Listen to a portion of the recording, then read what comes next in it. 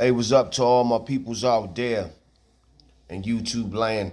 This is another segment again of Lee Majors. I wanted to, get up here today and talk about. I wanted to talk about cash reserve, and I wanted to get into a couple of things that I have as far as the financial structure of the house, and as far as money management is concerned. And first, you know, I talk about frugal living. And with this, I'm going to try to stuff in a little bit here and there on these different techniques that could help your money spread throughout the house a lot better. So that way that you can maintain your 101 level bills and everything like that. Now, for all of you out there, frugal living, all right, is, how can I say, a culture that you could go by as far as really paying attention to what you do when it's time for you to spend the money that you have. You know what I'm saying? So, frugal living and cash reserve, they go hand in hand together. People who are frugal or who live frugally lives do not eat much or spend much money on themselves. Okay? They really actually watch what they do in regards to the output of their money, which kind of dictates the activity and such that they actually do on a daily and weekly basis as far as being transactional all the time. All right. So, you know, they don't engage in, how can I say, unnecessary spending. Okay. Luxury spending versus necessary spending. Understand the difference between necessary spending and luxury spending. Make cuts in your spending. This is all a part of using the, technique of frugal living. All right. And if you look up the word frugal, it'll tell you this. That's Frugal. Frugal. Frugal. All right. A lot of the billionaires use this like kind of stoic type of cultural philosophy, and they apply it to what they do as far as when it comes to the governance of money.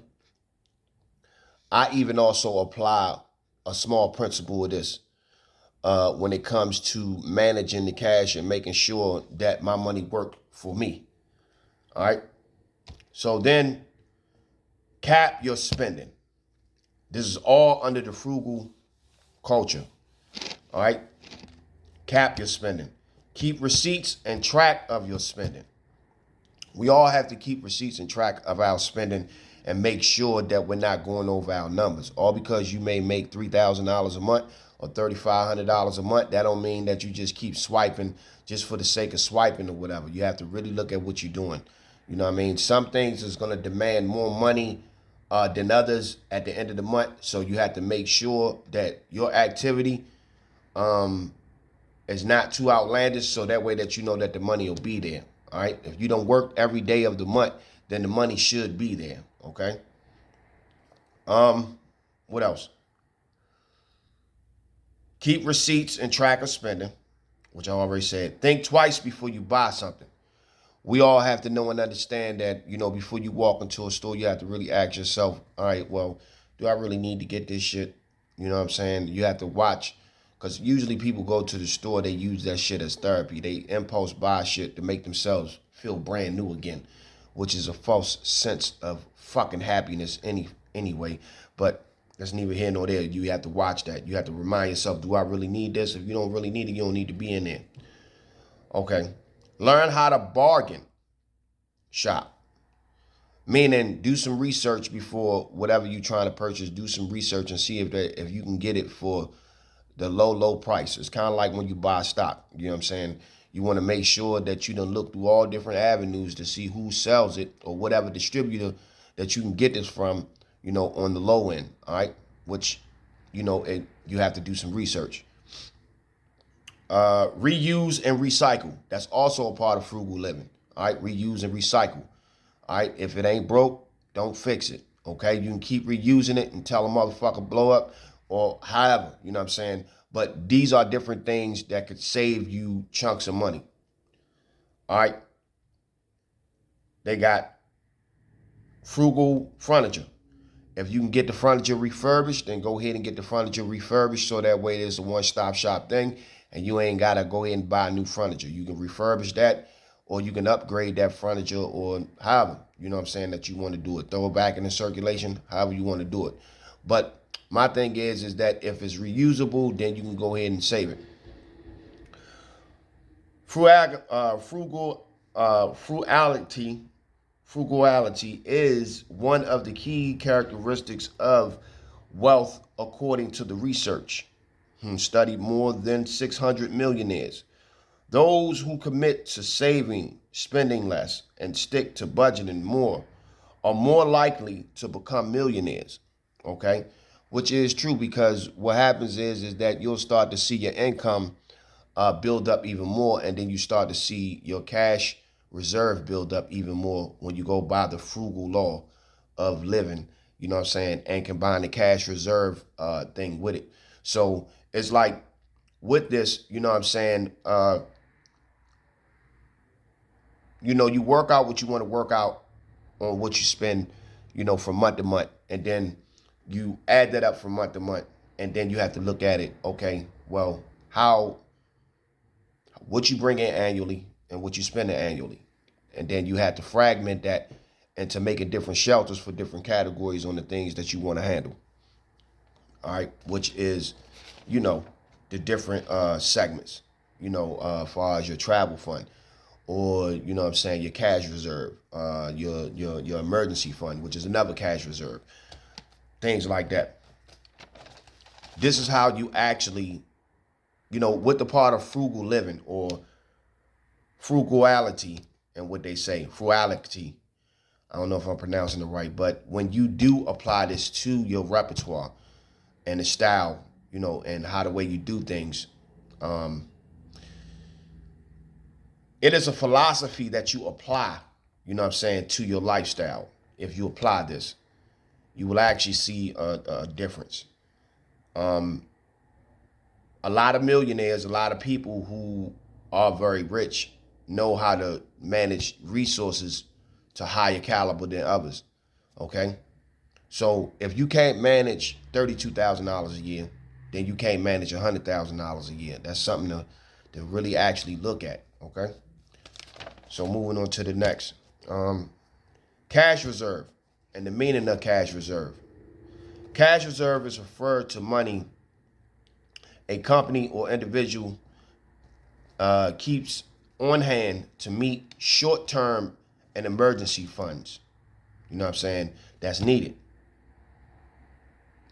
All right, so cash reserve referred to the money a company or individual keeps on hand to meet short-term emergency funding as needed.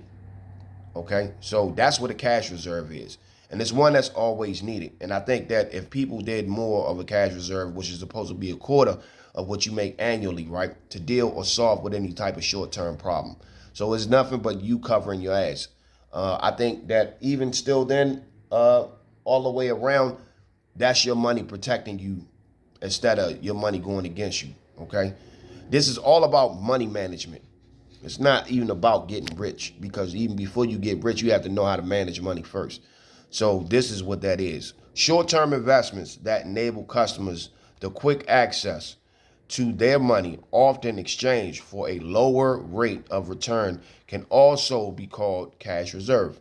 Okay, so you can do this technique many different ways. Cash reserves are funds that companies set aside for the use of emergency situations, funding needed Short-term investments that enable customers to quickly gain access to their money, often in exchange for a lower rate of return, can also be called as a cash reserve. Okay, so understand that.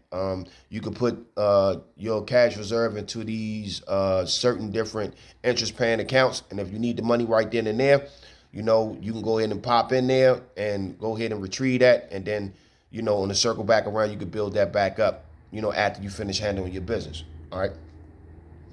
The cash reserve that is saved, excuse me, is used to cover costs or expenses that are unplanned or unexpected. In the most cases, the reserve are significantly for short-term needs. That's what the cash reserve is for. It's short-term needs. So, my advice to everybody else, keep, if you can, right, keep like at least maybe 2% of your annual gross in the house, which is like maybe $2,500, maybe $3,000 or $3,500 that you keep set aside for even any type of bullshit ass thing that may happen. Who knows? We don't know what may happen. Somebody in your family may need, to borrow some money from you, or you may need to pay for a $600 tire, or $600 for all four tires, or the engine may conk out in your car. Instead of you fucking your insurance up or doing anything, you can go ahead and pay for that, or your car might get towed, or a friend of yours' car might get towed, and then you can go ahead and pay for that. All right? So this is what money management is all about. Having cash reserves for just that. You know what I'm saying? It's kind of like keeping a lawyer and retainer. You know what I mean? Okay. There are two types of reserves, commonly by utility to address their liquidities needed. The general rule of thumb is anyone of working should have a minimum of 3 to 6 months worth of expenses in the savings for emergencies. Anyone of working age should have the minimum of 3 to 6 months worth of expenses in the in the savings for emergency. The reason for choosing 3 to 6 months is that it could take this long to put together a plan B for losing your income. So what this is simply saying is that when you have 3 to 6 months of your annual, salary, you could put that away just in case if something was to happen or they were to fire you at your job or whatever, and you had to find another job. So that way that you can still continue to pay your bills. And this is all off of what you make. You can still continue to do certain things. All right. And this is a one-stop shop number. All right. So basically you are building a cash, a financial machine that's protecting the asset, which is you.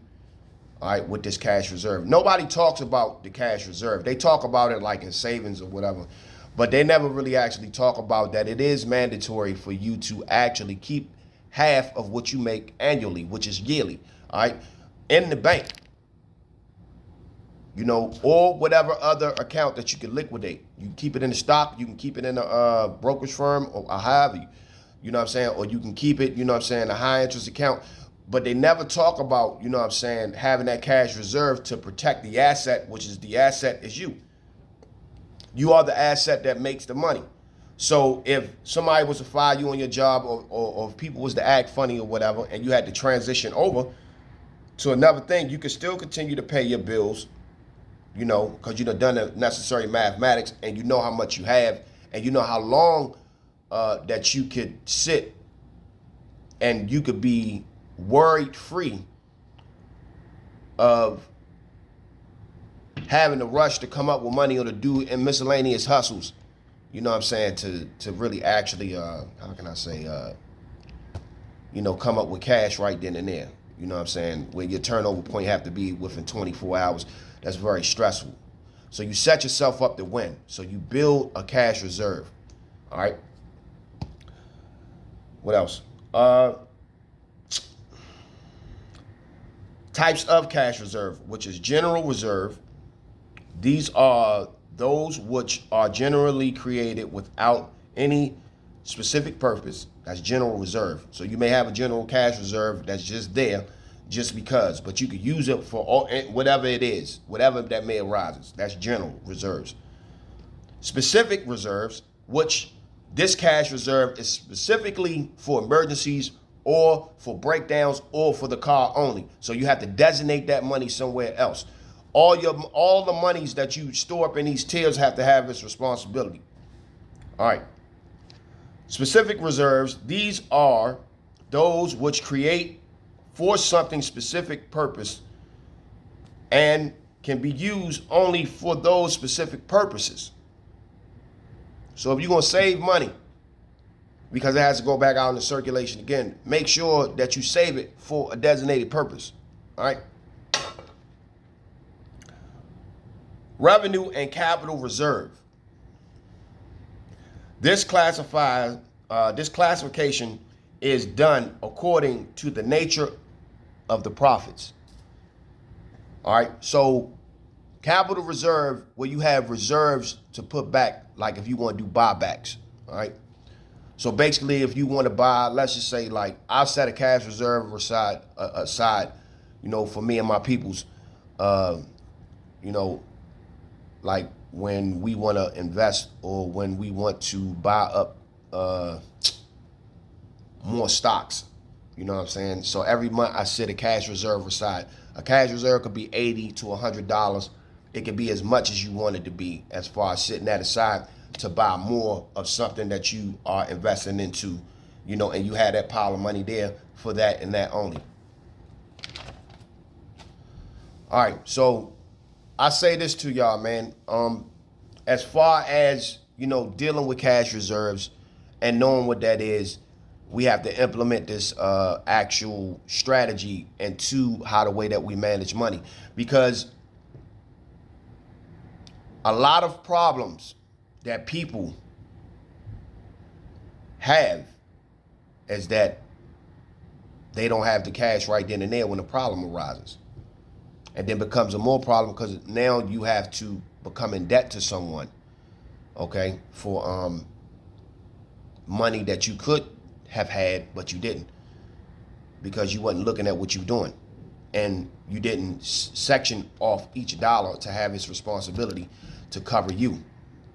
So you know how when you play chess, you know what I'm saying? Yeah, all your pieces out on the chessboard. Each piece on the chessboard has a designated responsibility for you to do what? And each piece have to back up the other piece in order for you to make it across, you know what I'm saying? And to protect the kingdom and everything like that, in order for you to make your moves and positions. You understand what I'm saying? So you have to position your money to always protect you. And I tell people all the time that when it's, even if you put something away for a small problem, most people have maybe a problem that may cost $5,000 in 1 year. So it would be smart, even if you making $25,000 a year, you could take 5,000 of that, which is about 3 to 4 months of that, and you could put that away aside into an emergency savings account. And you will have that right there, for just in case. We all have, money is a tool, all right? The cash reserve is a tool. We have to use it as such. We can't be walking around here thinking, that we could just frolic our money any kind of way. As you can see what's going on in the world right now, due to lack of money management, everybody is all over the place.